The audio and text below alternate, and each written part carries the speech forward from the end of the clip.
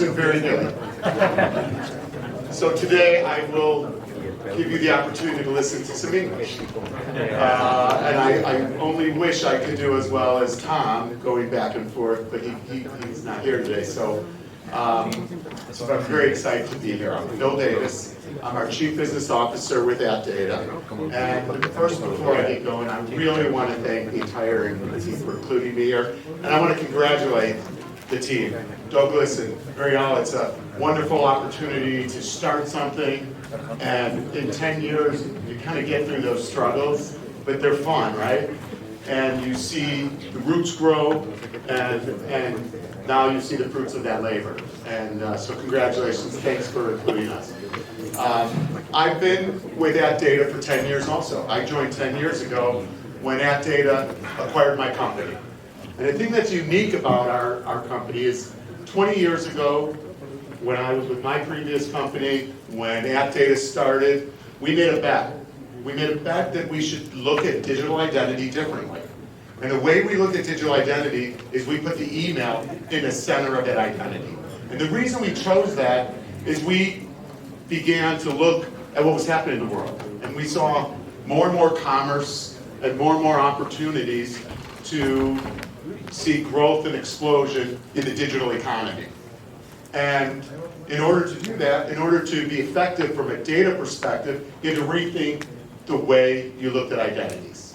And so we began the process of building an identity graph centered around an email address. And also, we began the process of understanding as much as we can about an email address. And that includes the expertise in validation, in domain expertise. And when you couple that, what it turned out about 13 years ago, I was able to launch our first fraud solution. And so that's what we're here to talk about. Why did we think that email address is so important in the fraud solution? So I think the one thing that to stress is there's a lot of emails out there, right?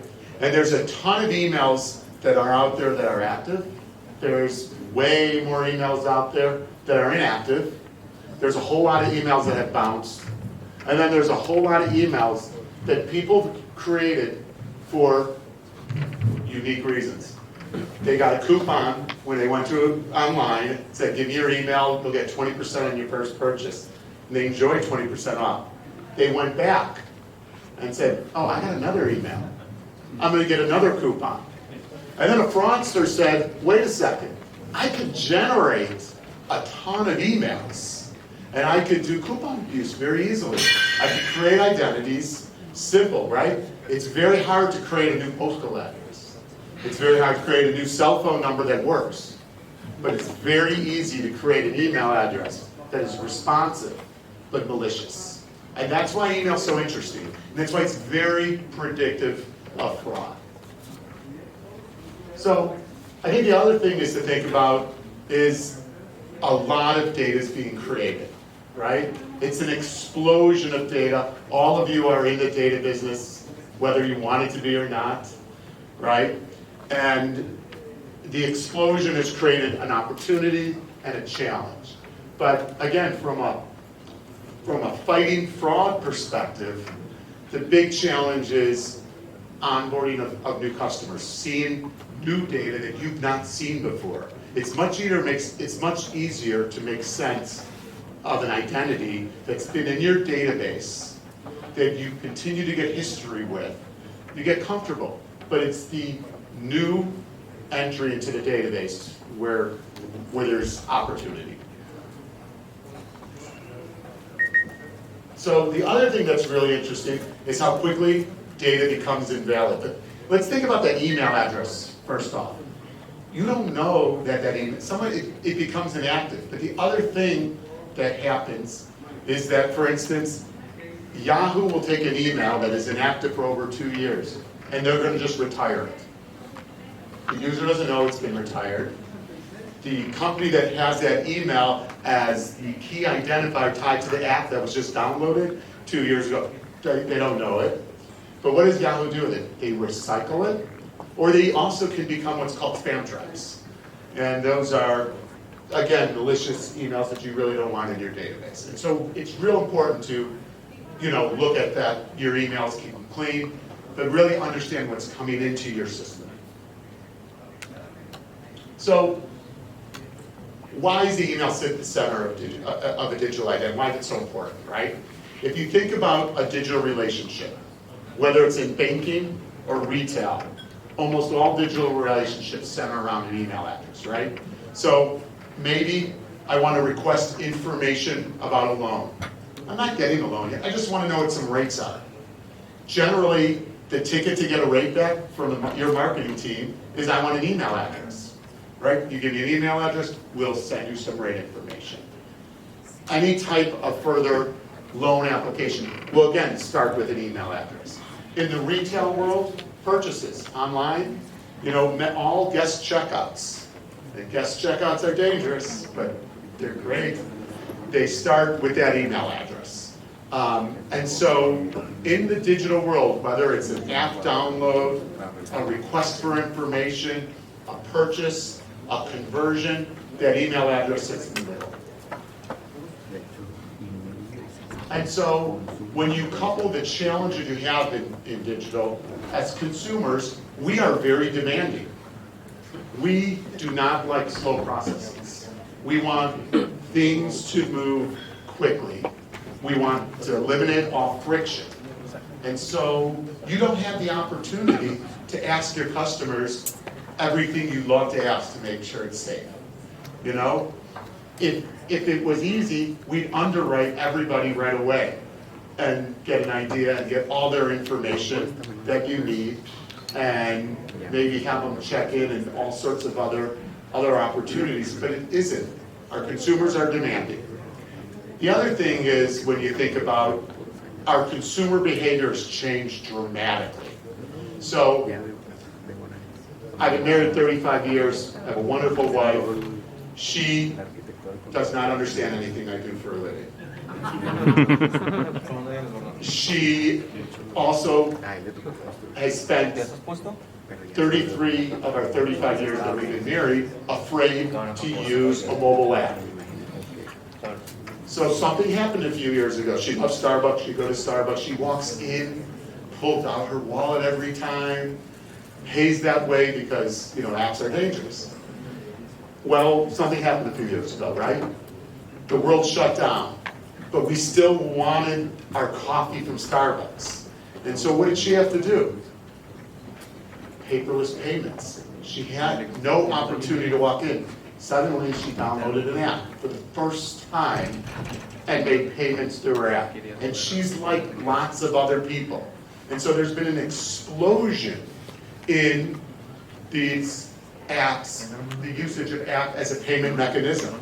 And so as a simple merchant, I went from being in the business of baking cookies to being in the business of fighting fraud. Because suddenly, I don't know the person coming in. They're anonymous.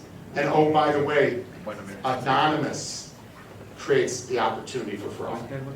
So it's really important to think about how behaviors are changing. So what I'm really excited about is I love data. I know that's a weird thing to say. I've been playing in this space for 20 years. And before that I was in technology, outside of the data, and I was building workflows. And what I've done here is I found a partner who's an expert in decisioning workflows. And so when you think about the journey, for a customer requires them to come in and enter a relationship. And then we have an opportunity to make decisions about how we want to manage and handle that relationship, right? And so in that decision tree, we need the support. And that's where partnering with a company like Infinyt has allowed brands and banks to take action on data in a real easy way. So if you think about the journey, right? You acquire an email, but now you've got a decision to make. And a lot of the decisions can seem relatively easy. We're going to score an email, and you're going to make a decision. Yeah, let's continue with the relationship. That's pretty safe. The score might be, absolutely do not continue with this relationship. The email came from a really risky domain. We've never seen it before. There was no activity. IP makes no sense. Like, this stuff is pretty bad, right? But then you've got some gray areas. And in the gray areas, you need a decisioning engine to help you make those decisions. You also have business practices. One brand might decide that I'm going to use a risk score and I'm going to notify we're not going to work with you, or if we're going to work with you, we need a new email address. Another brand might say, I'm going to open an account for everybody anyways, and I'm going to monitor and handle it differently. So maybe you want to give a credit card to everybody who applied, but maybe if the fraud score is high, you give them a debit card. You don't give them a credit card, or you give them a low credit, or you put other restrictions on their checking accounts so that they prove their worthiness over time. But you can't do that without an engine that can help you make great decisions. And so the marriage between data and a platform is very important. And what's exciting is you have all that right here in the room. So we have information about this. It's online. I don't want to cover much of this, but what I want to just talk about when we score fraud, we believe, we give you a fraud score, but we believe in transparency behind that fraud score. So we believe that you should get all the data that sits behind the score. But one of the real reasons you need all that data that sits behind the score is so that a decisioning engine can help make the best decisions possible that fit your business need and the unique requirements of the customer. And so we can talk more about all these different fields. I have a brochure that defines them. We do a really nice job online, but what I want to do is talk about some use cases. And I do want to, before I get into use cases though, I want to talk specifically about one of the newest fields. It's the domain analysis. So domains are interesting. There are domains that accept all domains. They'll accept any email that comes through. You don't know if it's delivered or not. It's an accept all domain. But what we've seen is an interesting increase in the existence of new domains. In 1 year, 24% growth in new domains being created. And you want to ask yourself, gosh, why is that? And it really comes up with the growth of the disposable email. A disposable email is an email that somebody can create, and it will have a life of a certain amount of time. You could go in and Google 10-minute email and create an email right now, or create 1,000 emails right now that makes an email that will last for 10 minutes. What does that mean then? You could get a ton of coupons. You can, so tremendous coupon abuse. You can make a lot of purchases and do return abuse. You can try to open up accounts. But the other thing that's now happening that's getting really tough with fraud, it's not the 10-minute email, it's the 10-day email. That gets me through an entire review cycle, right?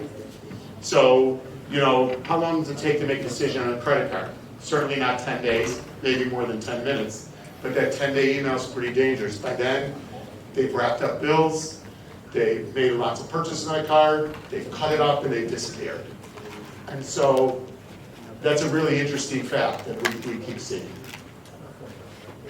So let's talk about a couple of use cases. So I'm going to talk about a fintech use case next, and I'm going to talk about a use case all around an app download. And the reason I wanted to bring an app download in is that many financial institutions are changing the way that they interact with their customers. They're not asking customers to come into a branch. They're not doing over phone. They're putting the bank in the palm of their hand or in their pocket or purse. And it's with them wherever they go. And it's a great relationship to begin, because if you move, when I moved, right, I changed my banking relationships. Not anymore. They move with me. But there's an opportunity at account creation for there to be fraud. And so one of the use cases that I'd like to talk about is in a leading fast food company, McDonald's, which a few years ago, they launched their digital strategy. When they launched their digital strategy, it's all centered around an app. And when you download an app, you give them an email address, and then you get a coupon for a sandwich of any type. They've been a customer of ours, and we've been in their digital journey since the beginning. And it's been a very good program for them. It's made them a leader in their space from a market value. They just did an earnings release. They really credit their digital strategy to their performance, stock performance. So lots of people really care about that. But what's interesting is we identify a lot of bot-generated emails. They were what we call tumbling emails, where someone puts a symbol inside of that email so that that email looks like a different email, but a fraudster can monitor thousands of emails from one inbox. And what's crazy, why are they doing this? They're getting these coupons and they're selling them for 25 cents. There's a marketplace for this, which tells me there's a marketplace for every single type of fraud out there, because this is crazy. And we were able to identify this process. They do an API call to us with every app download, and we score every email for them. So one thing that's really exciting about that, it's global, and it's at massive scale. And you know, when I think about my humble beginnings in launching a product, it's exciting to see it working on a global scale like that. Another really interesting client is, I think, one of the hardest use cases in financial services. It's the payday lending, right? So, and we're seeing an explosion of payday lending apps now. But one of what makes it so difficult is that you're guaranteeing, and your marketing material says you're going to get cash within X amount of time, generally within 24 hours. So that means you're getting information, you're making a decision, and you're giving out cash within 24 hours. Well, the client, Think Finance, they suffered $60 million in losses from fraud, right? And so there's different types of fraud. Keep in mind, it's not just the person who responds and is late to pay. That's not fraud, that's just late payment. My conditions changed. I didn't get enough hours at work this week, I can't pay you back. They work with you. These are non-responsive. I took the cash, you're never going to see me again. And they had $60 million in fraud. We began to work with them. They did one thing. They did an API call for every time they saw a new email address, and we told them fraud, no fraud, you'll get a score. And from that one behavior, they, in the first year, saved $18.5 million. So they spent about $200,000 on the data and saved $18.5 million. They're very happy with their return. So I'm getting waved that my time is running out. But in today's landscape, it's very important for you to think about how you're acquiring that email. Make sure you're looking at the integrity of that email. When you have an opportunity to know your customer better, we help with enrichment. But you really want to protect, and then you want to optimize the way you engage with that customer throughout the journey, and that's where that partnership comes into play in order to do so. So it's very exciting to be here and have the opportunity to talk about it. We have a lot of exciting clients. I eat at McDonald's, I wear bonobos, I have a lot of Adidas stuff, I buy stuff at eBay, it's really fun. I don't drive a Volvo though, but it's a fun group to have. I'll be around throughout the evening. I'm happy to answer any questions. And again, congratulations to the team here, and thanks for letting me be part of this.